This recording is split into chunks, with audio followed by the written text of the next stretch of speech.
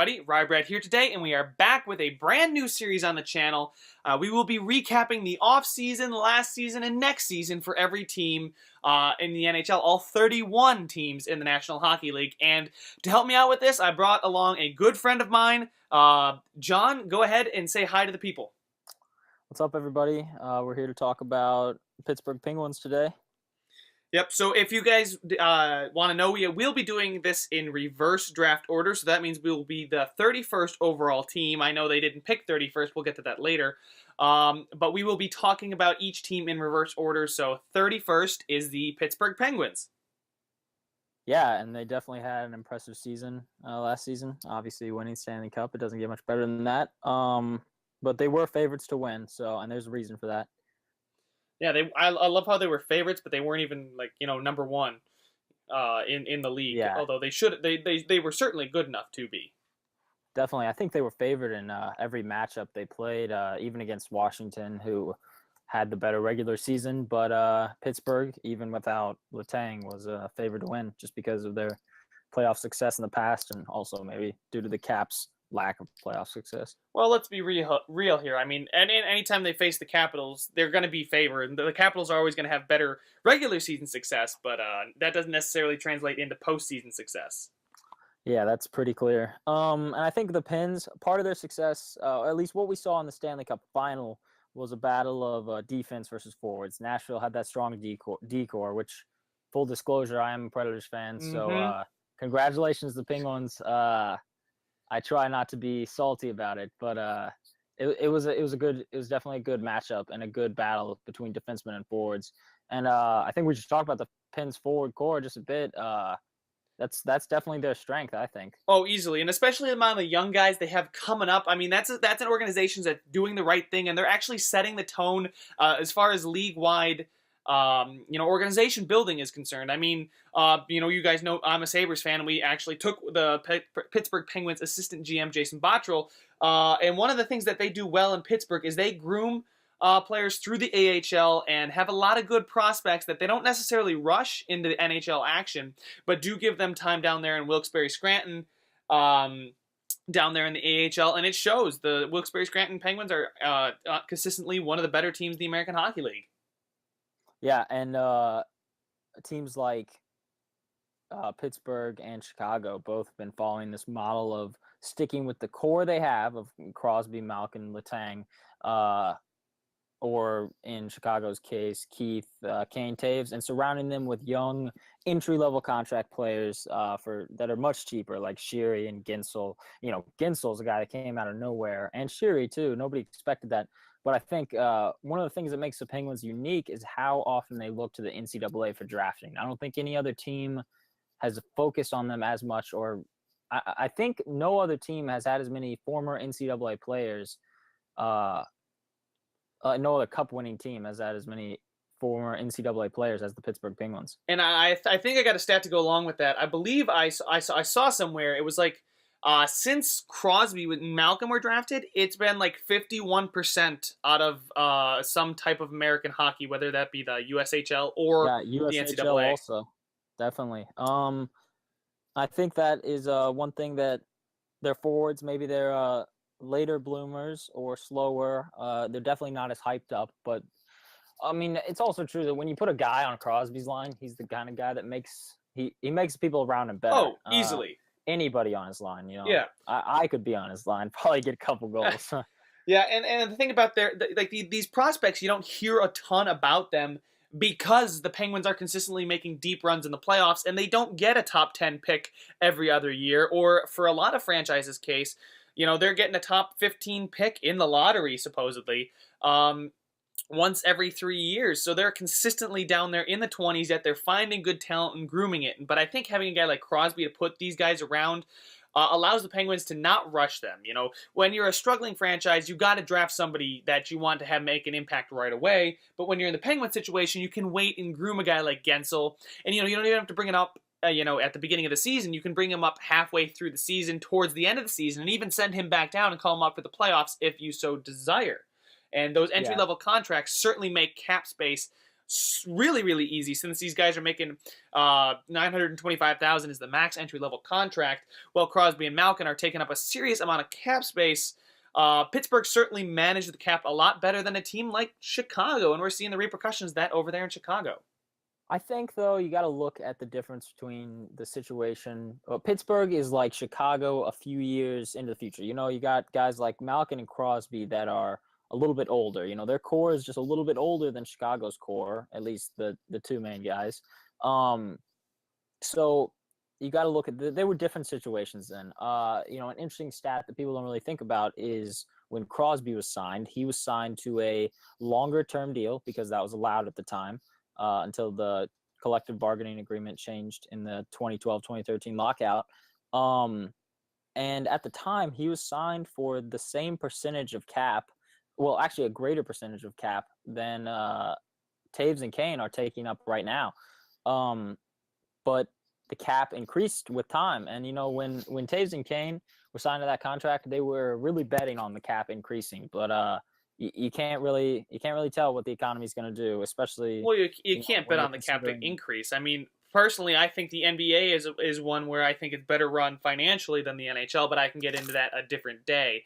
But the Penguins did bet on the cap increasing, and it worked out for them. But the Chicago Blackhawks, they bet on the cap increasing, and it hasn't worked out. You can't read the future. Sometimes stuff works out, sometimes it doesn't. But for the Pens, it obviously did. And I mean, look, you get a guy like Phil Kessel, who we failed to mention this entire time, and part of his salary is being paid by Toronto. Forward cores. Yeah, definitely. I think they gave up assets in order to get that, and Chicago does the same thing, giving up assets to get cap space. But Pittsburgh did it in a different way, where they gave up assets not to get rid of salary cap, but to gain a player that had salary retained. And that salary retention. Honestly, the Phil Kessel trade is one of the ones that really set these two past cups into motion, for sure. They would not have won back-to-back cups if it was not for this Phil Kessel trade.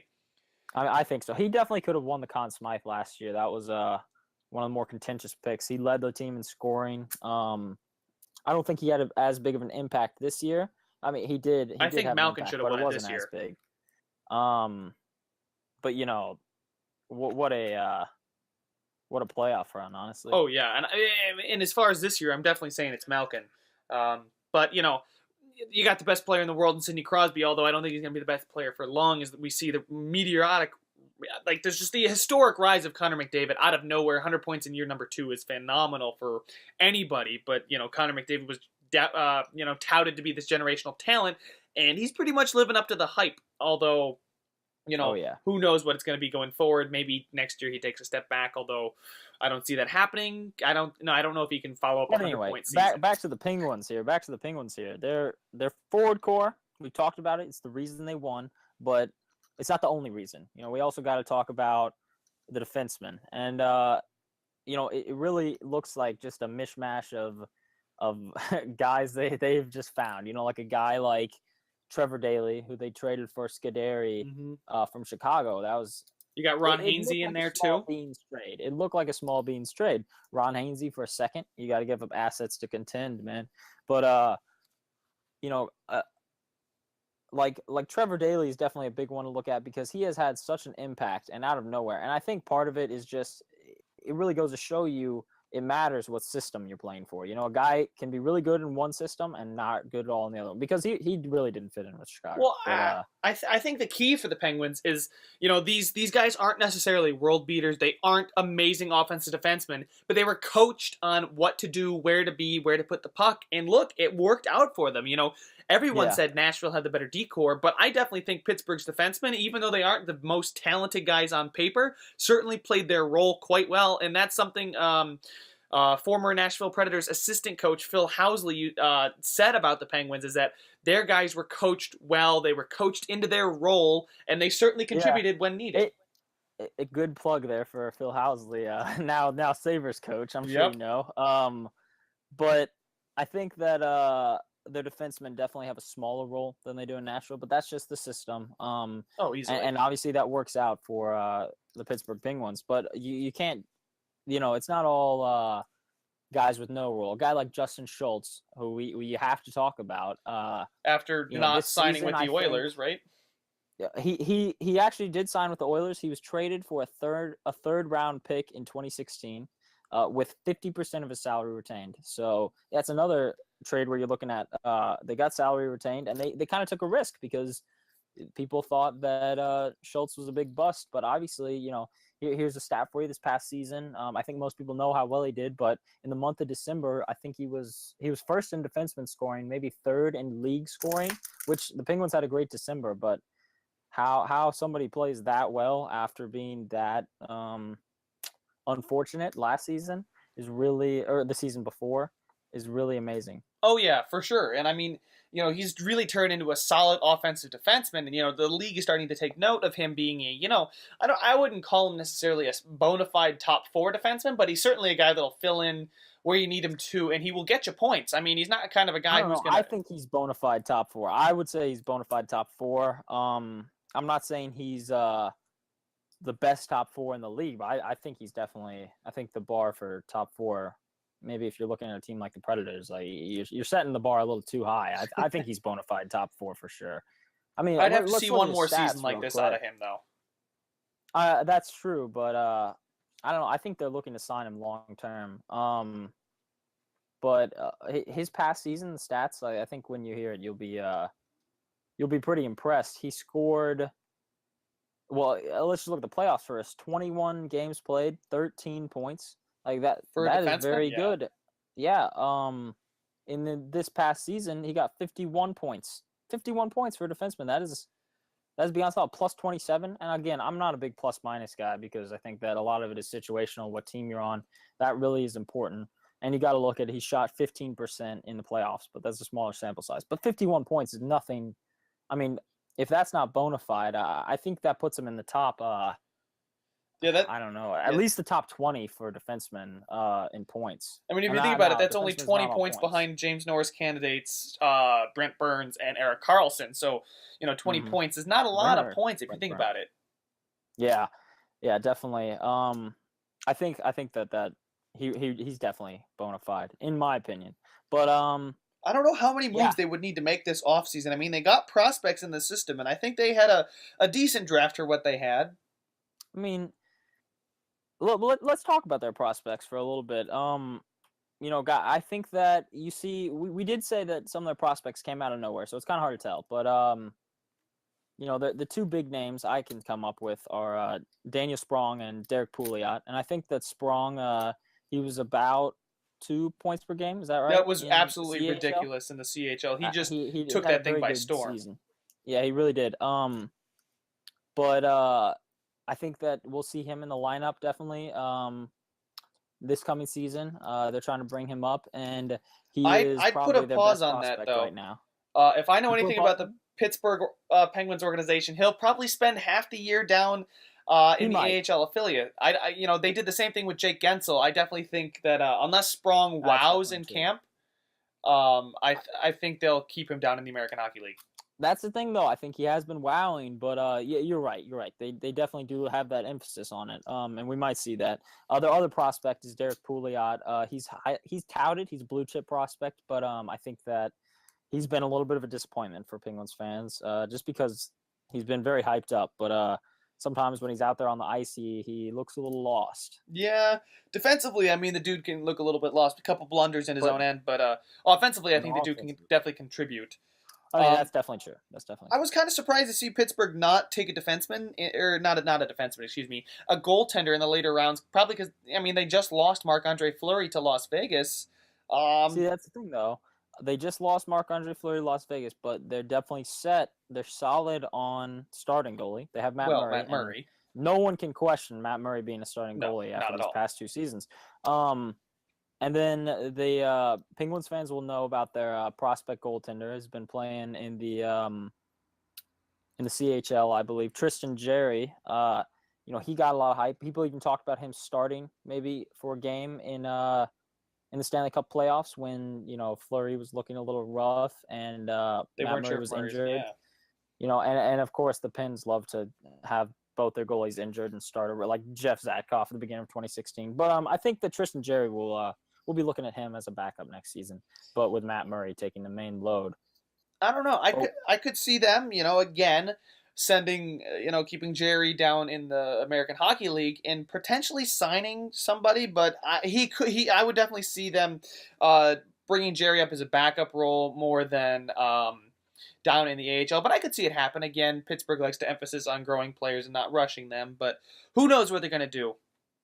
Oh yeah, I misspoke. I think he played in the AHL this past season. Oh, did he? Okay, then he probably he's 22, so he's probably yeah, 22 for a goalie is still pretty young, but I guess Matt Murray kind of breaks the role on that one. Oh god. So looking at their draft, I got it up here, and I'm not most of their picks, I'm kind of okay with. I'm on the fence. One guy that I thought was a pretty good pick at pick 155 in the 5th round was Linus Oland. He seems to be a pretty good two-way center, some guy that they can groom and could maybe come in and fill a second or third line role maybe someday. If he hits the top end potential, he would definitely get to the second line. But I could see him filling a very special teams-esque role, penalty killing, and maybe a good puck mover on the power play. But the one pick that I'm going to highlight here is Zachary Lauzon.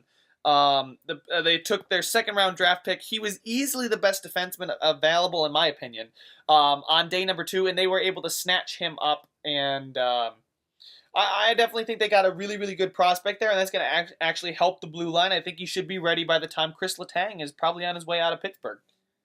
Yeah, I think that if you're going to highlight a pick, we should definitely highlight the pick they didn't make. They traded away the 31st pick. I feel like if you're a Penguins fan, you definitely know about this. It's got talked about a lot. They traded away the 31st pick and Sundqvist for Ryan Reeves. You heard that right, Ryan Reeves, and the 51st pick. Kind of crazy. People looked at it like Reeves for a 1st-round pick, but there's more to it than that. It was really just moving down 20 spots. But still, though, Brian Reeves isn't worth 20 spots in my opinion. And then even if you want to say, okay, there's only like a few assets in this trade, you're trading Sundqvist for Reeves, really? I'd much rather have Sundqvist on my team, or you're trading Reeves for that 31st pick. I mean, I don't agree with that. I would much rather have both of those assets. You could get a guy like Reeves or an actual legitimate contributor to your team. I don't understand this trade at all. I'm going to say I agree with you that I think the Blues made out better in this trade, but you do have to understand the Penguins' perspective on it. I think they were kind of looking at it from the perspective of, this last playoffs, what can we learn from it? You always want to learn. Even though they won the Stanley Cup, what can we learn from it?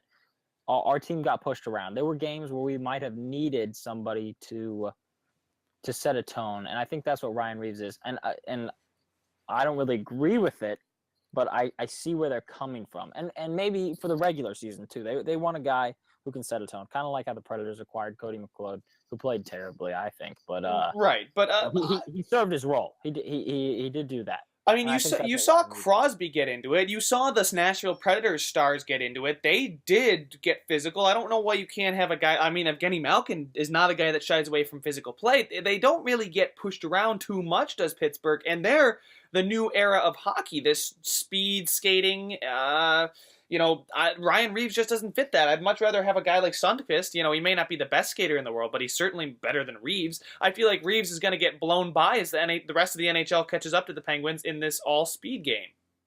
Hey, man, I'm not disagreeing with you, but I'm just trying to provide their perspective. Honestly, I'm with you completely that I think it was definitely a loss, but you gotta understand where they're coming from. You can still disagree with it. I definitely do. Yeah. I think it was They really blew that one, but all right, quick here before we got to get out of here. What do you think what's their biggest offseason acquisition that they need, and where do you think they're going to go this upcoming season? Look, the team just won the Stanley Cup. I think their biggest offseason acquisition should be no acquisition. I mean, really, if they can keep everyone, they might lose Nick Bonino, who we don't really talk about very much.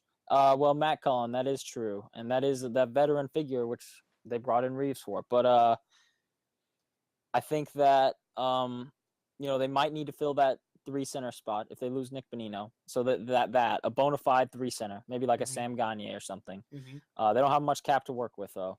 Right.